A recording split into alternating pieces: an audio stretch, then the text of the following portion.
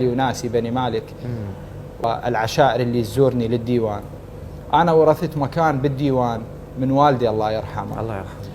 جيت للدنيا ديواننا هو دائما الديوان العربي يكون طولي بالبناء الطولاني، مثلا طول الديوان مستطيل، طول الديوان 28 متر والعرض 7 أمتار. نعم. وأكو كوسر الديوان أي صدر الديوان. نعم. هذا مفروض أنه المتعارف عليه الشيخ يقعد بصدر الديوان.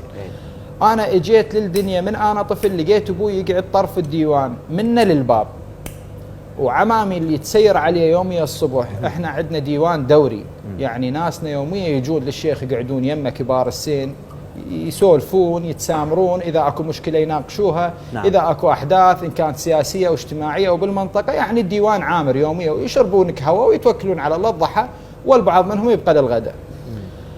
فشاهد الحديث لقيت أبوي طرف الديوان يقعد ويحطوا له تشوى، يميز مكانه بتشوى مخدتين صوف ينتشي عليهن، وهذا مكانه طرف الديوان. ويدرون بني مالك الآن اللي يشوفوني ويشاهدوني والعشائر اللي يزورنا. سألت والدي قلت له يبا أنت ليش تقعد طرف الديوان مو صدر الديوان؟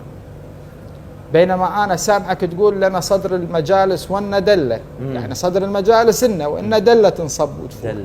ليش تقعد طرف المضيف؟ قال أنا أقول لك هذا مضيف عمامك بني مالك، وعمامك بني مالك يوميا يسيرون علي مصباح النهار. لذلك أنا بخدمتهم وخادمهم أقعد طرف وأقعدهم هم بصدر الديوان. احتراما وإجلالا لهم، حتى لا أكون متعالي عليهم، أكون أنا في خدمتهم طرف الديوان وهم فوق مني لهم صدر الديوان. هذا في ديوان